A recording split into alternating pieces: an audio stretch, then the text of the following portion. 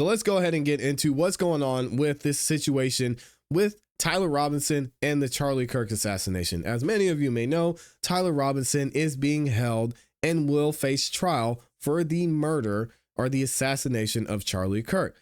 Now, there's been some recent hearings we've had to go through, and he's trying to figure out how the court proceedings are going to go. They're going to hash out some more things, and we're going to actually get into the full hearing here. Nothing too crazy, but one thing that I want to point out is they're actually going to give Tyler a little bit of a win here when it comes to how he's going to be presented in court. So let's check this out, and then we'll get to the full hearing here in a second. Shout out to Eric over on X. He says, just now, judge allows Charlie Kirk assassin Tyler Robinson to wear normal clothing while in court. How do y'all feel about that? And bans cameras from recording Robinson entering or exiting the courtroom. They are just feeding the conspiracy theorists here.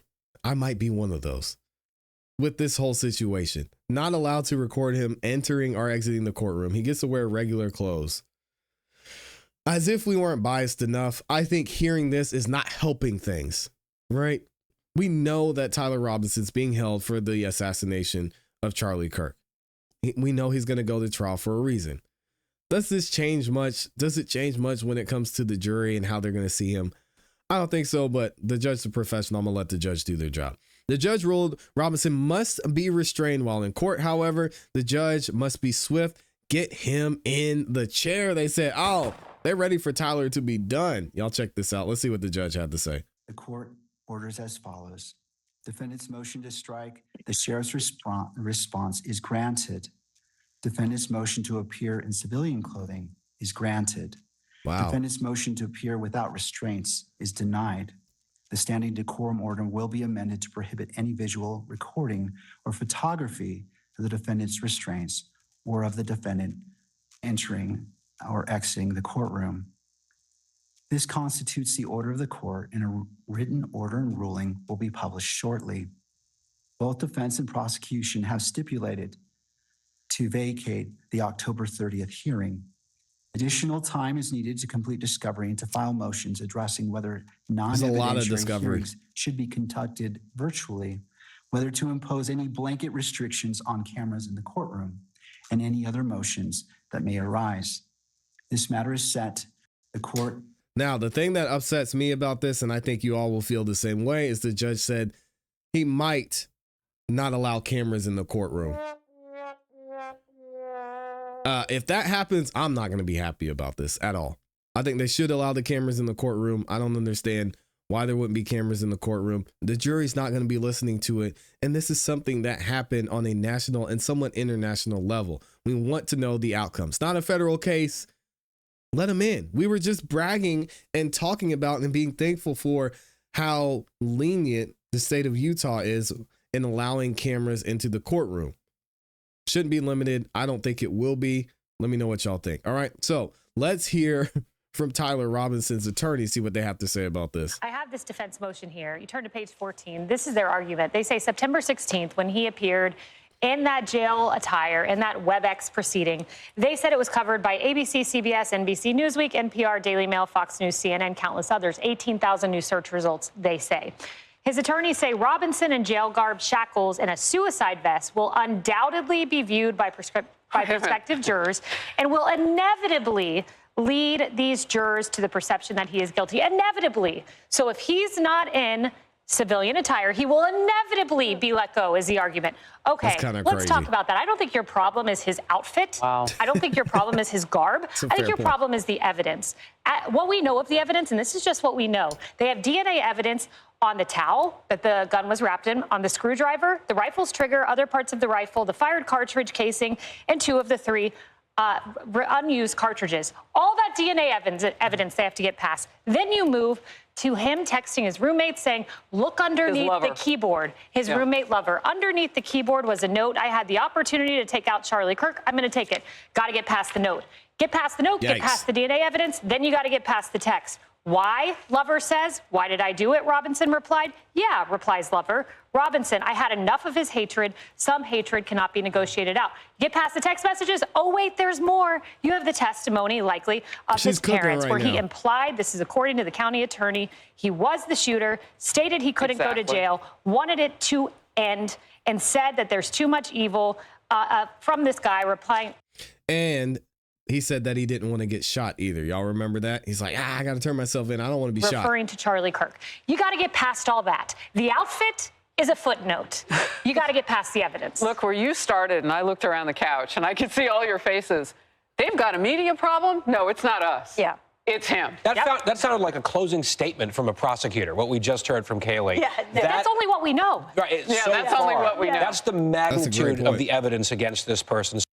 Yeah, it's not looking great for Tyler. Is it going to make a difference? We'll have to see. Let's see what the judge had to say during this hearing. Mr. Richard Novak and Stacy Visser on behalf of Mr. Robinson. Got your work cut out for you. Welcome to both the prosecution and defense. Mr. Robinson, I understand, is appearing by WebEx. Mr. Robinson, can you hear us? Yes, I can. Thank you. Good afternoon to you all. We're here on the Tyler James Robinson motion to appear in civilian clothing and without physical restraints at all pretrial hearings. Because of some of the arguments involved in court security protocols, the court held a closed hearing on October 24th, 2025. Of course. During that hearing, the parties addressed several related matters. The first, Mr. Robinson's motion to strike the sheriff's response.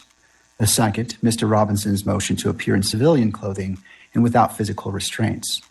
The third, the sheriff's and Mr. Robinson's request to limit or exclude visual recording and photography in the courtroom. And finally, the fourth matter, the state's request to have all non-evidentiary hearings held remotely.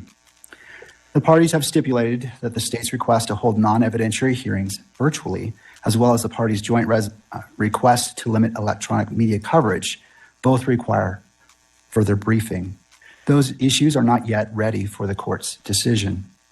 To facilitate that briefing, the court directs as follows. If the state wishes to have all non-evidentiary hearings conducted via WebEx, it must file a separate motion. The court will not rely on prior briefing. The standard timelines for response and reply apply, and the parties must file a request to submit and request a hearing if desired. If the parties seek to limit or restrict electronic media coverage, they may file a joint motion. Again, the court will not rely on prior briefing. That motion must address the factors set forth in Rule 4-401.01 sub 2 of the Utah Rules of Judicial Administration. Standard response and reply times apply, and the parties must file a request to submit once the matter is ripe for decision. The court took under advisement two issues, the motion to strike and the motion to appear in civilian clothing and without restraints. Court now issues its ruling.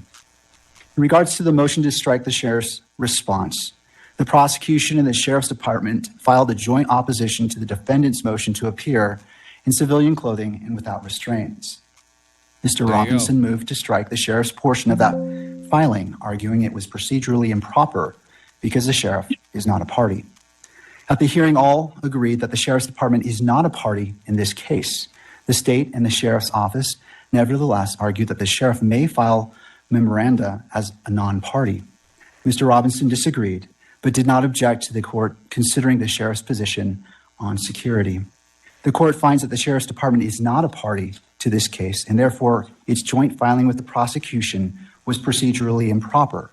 Accordingly, defendant's motion to strike the sheriff's response is granted. Wow.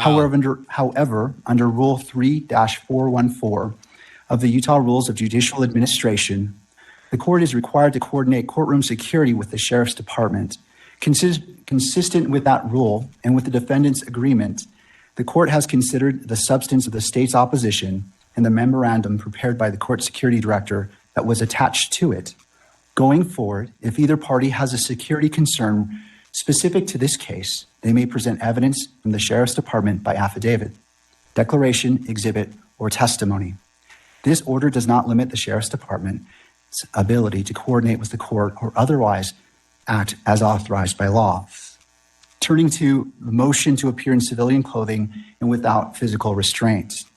The parties agree that during trial, a defendant has a right to appear in civilian clothing and that any restraints must be concealed from the jury. Wow. Mr. Robinson now seeks to extend those rights to all pretrial proceedings. The court considered each request separately. In relation to request to appear in civilian clothing, Mr. Robinson asks to appear in civilian clothing at all pretrial hearings. He argues that the extensive media coverage of this case creates a real risk of prejudice if the public and potential jurors repeatedly see him in jail attire. Do y'all think that's true? Do you guys agree with that? I want to know in the comments and in the chat. The state, the sheriff's department, and the court security director opposed the request, arguing that jail clothing assists with safety and identification. The court has balanced these competing concerns. The case has attracted extraordinary public and media attention. Images of Mr. Robinson in jail clothing are likely to circulate widely and influence prospective jurors. Given the scale of that publicity, the risk of prejudice is significant. Here we go. However, Mr. Robinson's, let me see here.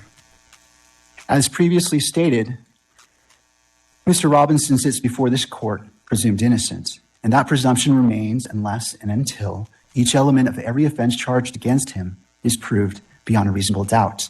To date, this has not occurred, and the presumption of innocence remains. Balancing these factors, the court finds that Mr. Robinson's right to the presumption of innocence outweighs the minimal inconvenience of permitting civilian attire, and Mr. Robinson shall be dressed as one who is presumed innocent. Wow. Accordingly, the defendant's request to appear in civilian clothing for all pretrial proceedings is granted. Defense counsel is directed to coordinate with the jail to ensure that this order is implemented, and the court further orders that if the clothing be provided 72 hours prior to any hearing. To the second request to appear without physical restraints, Mr. Robinson also requests to appear unrestrained during pretrial proceedings. He argues that visible restraints would prejudice potential jurors, undermine his dignity, and interfere with his ability to communicate with counsel. Rule 3-14 sub 9C of the Utah Rules of Judicial Administration requires that all in-custody defendants be restrained unless otherwise ordered by the court. The court recognizes that Mr. Robinson has no criminal history and no record of misconduct while in custody. However, the charges he faces are extraordinarily serious, carrying potential penalties of life imprisonment or death. The safety of Mr. Robinson, the attorneys, court staff, and the public must remain the court's highest priority. The emotional nature of these proceedings also raise the risk of disruption. Given these factors, the defendant's request to appear without restraints is denied. The court directs the sheriff's department to conduct an individualized assessment and use the least restrictive restraints necessary to maintain safety. If those restraints impede the defendant's ability to communicate with counsel or take notes, counsel may renew the motion. What does he need I wish to now take to notes also for? address the decorum and media restrictions. To mitigate any potential prejudice, the court will amend its standing decorum order. The media will be prohibited from photographing or visually recording Mr. Robinson's restraints and from photographing or recording him while entering, exiting, or standing in the courtroom.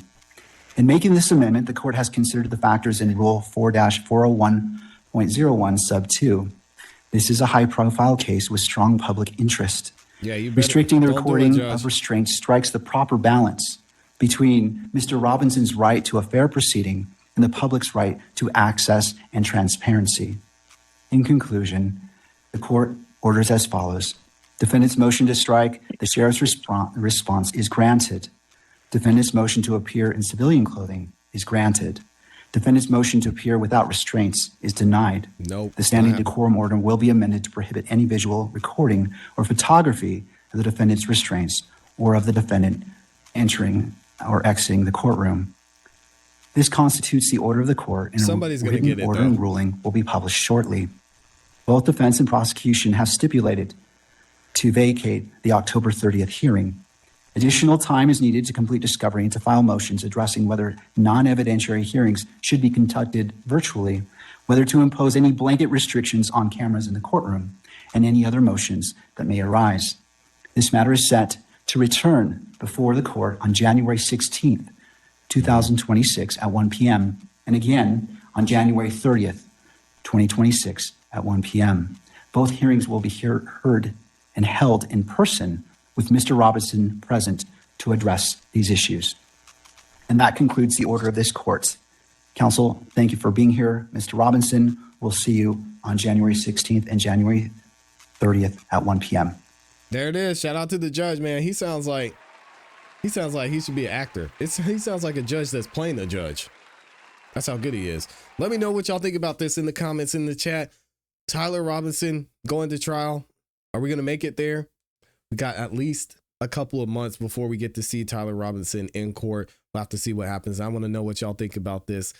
If they don't let cameras in there, I'm not going to be happy, especially considering it's Utah. They have one of the most lax camera in court policies in the nation. So we should be good to go.